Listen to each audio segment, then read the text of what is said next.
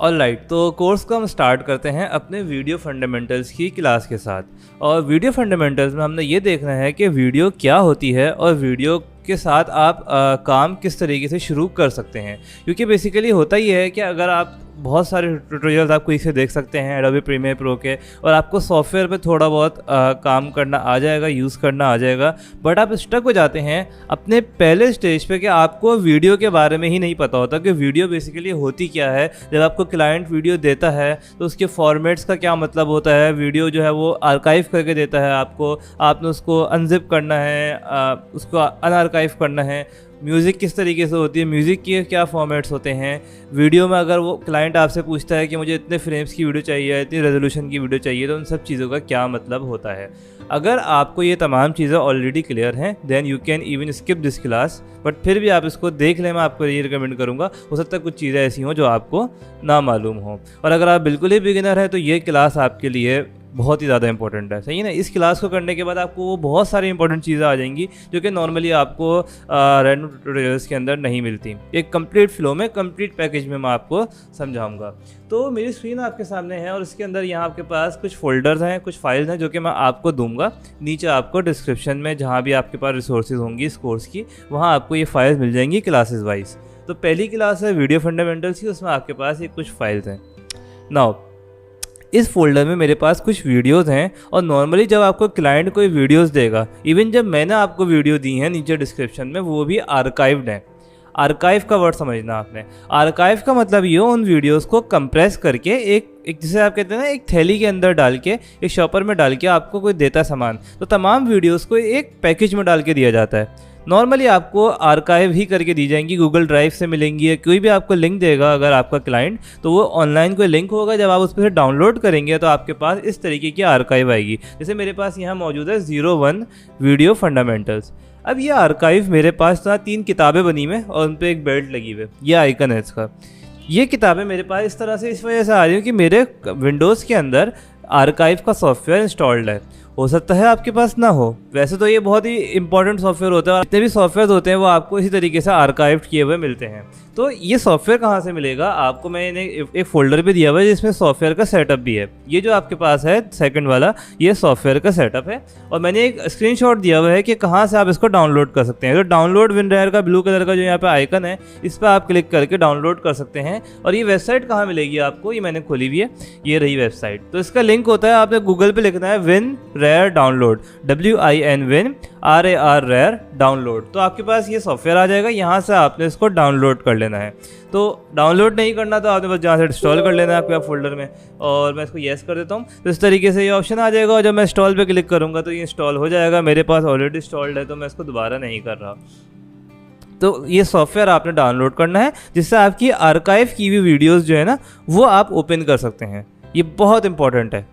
ये बहुत ज़्यादा इस वजह से होता है क्योंकि मैं करवाता रहता हूँ, और बहुत ज़्यादा स्टूडेंट्स को ये इशू आता है कि आपने वीडियोस दी हैं वो ओपन नहीं हो रही। अब वो ओपन कैसे होंगी जब तक आपके पास आर्काइव उसको अनजिप ही नहीं करेंगे आप उसे। आप डायरेक्टली इन वीडियोस को एडिट नहीं कर सकते, पहले आपने उसको अनजिप करना है। यानी आपको ये समझ नहीं आ रहा कि आप दुकान से शॉपर में सामान लाए तो शॉपर को ही नहीं खाना, शॉपर खोल के उसमें सामान निकाल के खाना है आपने। ऐसा ही है ना, या आप कोई टूल्स लेकर आए, में काम करना है, वीडियोस आपके टूल्स हैं इनके ऊपर आपने काम करना है, तो आप टूल्स खरीद के लाए डब्बे के अंदर, तो डब्बे से काम नहीं करना था, डब्बे को खोलना है, उसके अंदर टूल्स होंगे, उनसे आपने काम करना है। मेरे ख्याल से मैं इससे ज़्यादा आसान तरीके से नहीं समझा सकता कि ये आर्काइव क्या होती है और आर्काइव को क्यों आपने खोलना होता है पहले। तो अब मेरे पास जो ये वीडियोस मौजूद हैं ये आर्काइव के अंदर है, वीडियो फंडामेंटल के नाम से। इस पर मैं करूँगा राइट क्लिक, माउस का मैं करूँगा राइट क्लिक, और यहाँ से मुझे करना होगा इसको एक्सट्रैक्ट हेयर। एक्सट्रैक्ट हेयर करने से इसी फोल्डर में 4 वीडियोस आ गई मेरे पास। ये 4 वीडियोस इस आर्काइव के अंदर थी। अगर मुझे देखना है तो मैं आर्काइव पर डबल क्लिक करूँगा तो मेरे पास इस तरीके से ये आर्काइव ओपन हो गई। होपफुली मेरी स्क्रीन आपके कंप्लीटली क्लियर आ रही होगी। ये आर्काइव मेरे पास इस तरीके से ओपन हो गई है। इसके अंदर मेरे पास 4 वीडियोस मौजूद थी, और मैं इन 4 वीडियोस को जब राइट क्लिक किया तो ये एक्सट्रैक्ट हो गई। मैं अपनी इमेज को ज़रा नीचे ले आता हूँ यहाँ, तो 4 वीडियोस आपके पास इस तरीके से शो हो रही हैं। अब मैं अगर इन वीडियोस को ओपन करूं, थोड़ा सा छोटा भी कर लेता हूं अपनी इमेज को, ताकि आपको जो मेन चीज़ है वो आपको क्लियर रहे। अब मैं अगर इस वीडियो को ओपन करूं, वीडियो सैम्पल 1, डबल क्लिक करूंगा तो ये VLC प्लेयर में मेरे पास ओपन हो गई। अब VLC प्लेयर या मीडिया प्लेयर क्या होता है, होपफुली अगर आप वीडियो एडिटिंग के कोर्स में आए तो अब ये बताने की ज़रूरत नहीं होनी चाहिए। मीडिया प्लेयर है जिस पर आपका मीडिया प्ले होता है, मोबाइल के अंदर भी होता है अब तो ये। तो इस पर मैं अपनी वीडियोज़ को प्ले कर सकता हूँ जिस तरह से प्ले हो रही है। ये एक वीडियो है किसी गैराज की है, कोई कार मैकेनिक है, वो अपनी जीप को सही कर रहा है। और ये चारों वीडियो सेम हैं, डिफरेंट तरीके से शॉट्स हैं। ये है आपके पास, ये है आपके पास, ये है आपके पास। तो ये सारी वीडियोज़ यहाँ मौजूद हैं। इनमें कोई ऑडियो नहीं है, इन वीडियो के अंदर कोई ऑडियो नहीं है, वरना आप सुन सकते हैं ये ऑडियो ना। ये बैकग्राउंड नॉइज़ आ रही है मेरे पास से, इन वीडियोज़ के अंदर कोई ऑडियो मौजूद नहीं है। फिर मेरे पास एक म्यूज़िक सैम्पल भी है, मैं इसको डबल क्लिक करता हूँ तो ऑडियो भी आएगी। यस,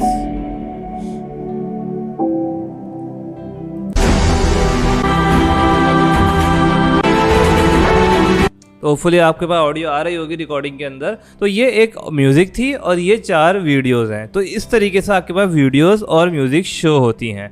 अच्छा, अब इन वीडियोज़ को देखना कैसे, इनका फॉर्मेट वगैरह क्या होता है, किस तरीके से। तो जब आप इस पर राइट क्लिक करेंगे तो राइट क्लिक करके आखिरी ऑप्शन आपके पास आता है प्रॉपर्टीज़। प्रॉपर्टीज़ में आने के बाद बहुत सारी चीज़ें हैं जो कि मैंने आपको समझानी है इस वीडियो के बारे में। जो वीडियो आपको मिली है इसका टाइप ऑफ फाइल सबसे पहले लिखा होगा, टाइप ऑफ फाइल, और ये है हमारे पास MP4 वीडियो फाइल। MP4 जो है इसका फॉर्मेट है, और वीडियोस के अंदर सबसे कॉमन फॉर्मेट MP4 होता है। चाहे वो YouTube की वीडियो आप डाउनलोड करें, चाहे आप फेसबुक से डाउनलोड करें, चाहे आप वो वीडियो किसी गूगल ड्राइव पर कोई क्लाइंट दे, कैमरे से रिकॉर्ड हो। 90% वीडियोस जो है इस वक्त जो यूज़ हो रही हैं व्हाट्सएप पे, जो आपके पास वीडियोस होती हैं सब MP4 फॉर्मेट में मौजूद होती हैं। तो अगर आपकी वीडियो का फॉर्मेट MP4 है तो आपको कोई परेशानी, कोई दिक्कत नहीं होगी। आप इसको डायरेक्टली सॉफ्टवेयर में ओपन करके एडिट कर सकते हैं। कभी कभार फॉर्मेट डिफरेंट भी हो जाते हैं। मैं यहाँ मेंशन कर देता हूँ कुछ फॉर्मेट्स वगैरह टेक्स्ट की फॉर्म में कि इस तरीके के फॉर्मेट्स में वीडियोज़ होती हैं, वो भी एडिट हो जाती हैं, लेकिन थोड़ा थोड़ा फ़र्क होता है उनमें। कुछ वीडियोज़ आपके पास होती हैं जैसे MKV फॉर्मेट और डिफरेंट तरीके के फॉर्मेट्स होते हैं। उनमें से कुछ फॉर्मेट आप डायरेक्टली किसी को व्हाट्सएप या डायरेक्टली किसी प्लेटफॉर्म पे अपलोड नहीं कर सकते, आपको MP4 फॉर्मेट में कन्वर्ट करना होगा। तो वीडियो का फॉर्मेट MP4 होना चाहिए। अब MP4 को और कहते हैं H.264, ये आपने याद रख लेना, ये आगे काम आएगा आपके पास जब आप एडिटिंग कर रहे होंगे। तो ये फॉर्मेट आपको याद रखना है कि इस फॉर्मेट में आपने काम करना है। इसका फॉर्मेट का मतलब ये है कि ये वीडियो किस तरीके से पैक की गई है, आप ऐसे समझ सकते हैं। हमने कहा ना डब्बे के अंदर वीडियो पैक की गई है, डब्बे में किस तरीके से रखी गई है, इसको हम कहते हैं फॉर्मेट। तो अगर आपके बताए हुए तरीके पे नहीं रखी होगी वीडियोस तो आपको प्रॉब्लम होगी ना उसको अनबॉक्स करने में। सिंपली आप इसको इस तरह समझ सकते हैं। लेकिन हम तकरीबन हर फॉर्मेट को एडिट कर पाएंगे क्योंकि हम Adobe Premiere Pro यूज़ कर रहे हैं और वो आपका सबसे प्रॉपर और सबसे इंपॉर्टेंट सॉफ्टवेयर है, सबसे प्रोफेशनल सॉफ्टवेयर है।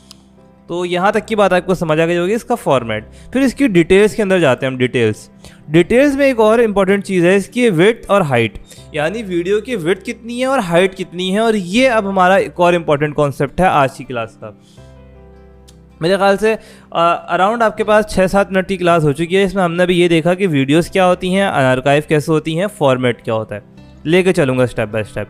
अब हम आते हैं वीडियो की हाइट और विड्थ, जिसको हम कहते हैं वीडियो की रेजोल्यूशन ना। अब अगर मैं बात करूँ यहाँ यूट्यूब के ऊपर मैंने एक वीडियो आज के इस वीडियो में हम लोग, मैं इनकी ऑडियो बंद कर देता हूँ और आप यहाँ देख सकते हैं कि ये वीडियो प्ले हो रही है ना यूट्यूब पे। आप सबने देखा होगा यहाँ सेटिंग के बटन से आप वीडियो की क्वालिटी को चेंज कर सकते हैं। अगर नहीं देखा तो आज जाके देखो आप। वीडियो की क्वालिटी को चेंज करने का मतलब ये है कि आप जो है इसको कर सकते हैं HD हो, 1080 हो, 1440 हो, 4K हो। 4K वीडियो का आपने नाम सुना होगा। ये वीडियो की क्वालिटी या वीडियो की रेजोल्यूशन कहलाती है। इसका मतलब ये होता है ये जो 1080 है, इसका मतलब ये होता है इस वीडियो की हाइट में नीचे से ऊपर तक कितने पिक्सल्स मौजूद हैं। 1080 का मतलब ये है 1080 पिक्सल्स मौजूद हैं। विड्थ जो है वो उसकी डिफरेंट होगी, वो हर एक की स्टैंडर्ड होती है। अगर 1080 है तो 1920 पिक्सल्स विड्थ में होंगे और 1080 पिक्सल्स की हाइट में होंगे, यहाँ से यहाँ तक।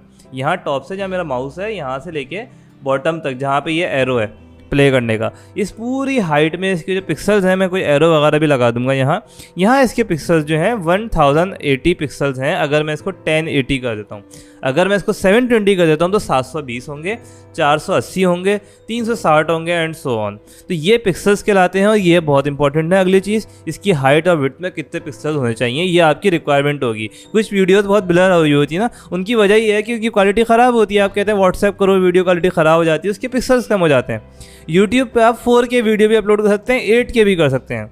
तो इट डिपेंड्स कि आपको क्लाइंट को या आपको कितने उसमें वीडियो चाहिए रेजोल्यूशन में। और इन जनरल 1080 1080 की वीडियो गुड होती है। अगर 4K बना लेंगे तो बेस्ट है। ठीक है, आज के मतलब 2021 के अंदर ये फ्यूचर के साथ साथ इंक्रीज होती जाएंगी क्वालिटी, क्योंकि आपके सिस्टम स्ट्रॉन्ग होते जाएंगे, आपकी स्क्रीन आपकी बेहतर होती जाएंगी, तो आप क्वालिटी को इंक्रीज कर सकते हैं। बट फॉर दिस टुडे अगर आप 1080 पे एक वीडियो बनाते हैं, यानी कि 1080 पे, तो वो HD वीडियो कहलाएगी और वो ओके है। आप उसके ऊपर अपनी वीडियोस को अपलोड कर सकते हैं, अपने एड्स कमर्शियल बना सकते हैं, फेसबुक एड्स बना सकते हैं एंड सो ऑन। याद रहे, वीडियो का अगर रेजोल्यूशन बढ़ेगी तो उसका साइज़ भी बढ़ता है, उसको भारी हो जाती है वीडियो ना, तो ये भी आपने याद रखना है। तो वीडियो की ये कहलाती है रेजोल्यूशन, ये वीडियो का साइज़। फॉर एग्जांपल मैं आपको कुछ चीज़ें और दिखाता हूँ। वीडियो रेजोल्यूशन यहाँ मैं आ गया और इसके अंदर मैं इमेजेस के अंदर आता हूँ। गूगल के ऊपर दिखा रहा हूँ मैं आपको। यस, ये बहुत अच्छी है। देखो आप, इसके अंदर मेरे पास कुछ वाइट कलर के बॉक्सेस बने हुए हैं। इन वाइट कलर के बॉक्सेस का मतलब ये है कि अगर मेरे पास 4K वीडियो होगी ना, तो वो इस साइज़ की होगी। ये जो वाइट वाला 4K वाला बॉक्स है। अगर HD वीडियोस की बात की तो वो उसके 1/4 हिस्से के अंदर आएगी, यानी एक 4K में 4000 पिक्सल की वीडियोस आएंगी। सिंपल सी बात है। जो HD होती थी उससे छोटी 640 पिक्सल की, वो इतनी छोटी सी होगी। और जब 8K वीडियोस आ रही है, 8K टीवी आ रहा है, उनके अंदर इतनी बड़ी इमेज आ सकती है। इसको मज़ीद हम पर्सपेक्टिव में ऐसे देख सकते हैं, ये रही 8K रेजोल्यूशन क्या होती है, 4K क्या होती है, HD क्या होती है। ये 3 रेजोल्यूशन आपको याद होने चाहिए कि 8K क्या होती है, 4K क्या होती है और HD क्या होती है। ये मतलब नंबर्स पूरे आपको याद रख लेने, नोट कर लेने हैं, क्योंकि ये बार बार काम आएंगे और मैं बताऊंगा आपको किस तरीके से काम आएंगे। और बहुत सारे इन्होंने एग्जांपल दिए, आप देख के समझ सकते हैं, 4K 8K 1080 इस तरीके से। तो ये रेजोल्यूशन कहलाती हैं वीडियोस की। होपफुली क्लियर होगा रेजोल्यूशन वगैरह के बारे में। इसको अगेन छोटा कर लेता हूँ अपनी स्क्रीन को। इसके अलावा कुछ छोटी छोटी चीज़ें और हैं। एक होता है फ्रेम रेट को समझना ज़रूरी है। रेजोल्यूशन अगर समझ नहीं आई तो पिछले जो हमारे पास 7 मिनट से लेके अभी तक अराउंड को 10, 11, 12 मिनट की जो वीडियो अभी चल रही है, इसको दोबारा देख लें, पिछले 4 मिनट को। रेजोल्यूशन को समझना बहुत ज़रूरी था। फ्रेम फिर भी इतना इंपॉर्टेंट नहीं, लेकिन फ्रेम को भी समझा देता हूँ मैं। फ्रेम में ओपन करता हूँ, आप देखो ये वीडियो चल रही है। वीडियो है क्या? वीडियो बेसिकली क्या होती है, बहुत सारी इमेजेस एक सीरीज़ में लगी हुई हैं, ठीक है, वो आप चलती हैं तो आपको वीडियो फील होती है। कितनी इमेजेस, ये बताते हैं आपके फ्रेम्स पर सेकंड, कितने फ्रेम्स हैं एक सेकंड में। कुछ चीज़ें मैं आपको आसानी से समझाता हूँ रियल लाइफ एग्जांपल से। आपने सुना होगा आजकल की स्क्रीन आपकी मोबाइल की 120 हर्ट्ज़ की आती है, पुरानी स्क्रीन आपकी 60 हर्ट्ज़ की होती थी। LCD में भी हर्ट्ज़ का हिसाब होता है, रिफ्रेश रेट जिसे कहते हैं। तो आपने सुनी होंगी चीज़ें। या अगर आप गेम्स खेलते हैं आप सुना होगा FPS या फ्रेम्स आपके ड्रॉप हो रहे हैं, या गेम आपका लैग कर रहा है, फ्रेम्स कम आ रहे हैं, गेम अटक के चल रहा है। ये सब चीज़ें फ्रेम्स की वजह से होती हैं।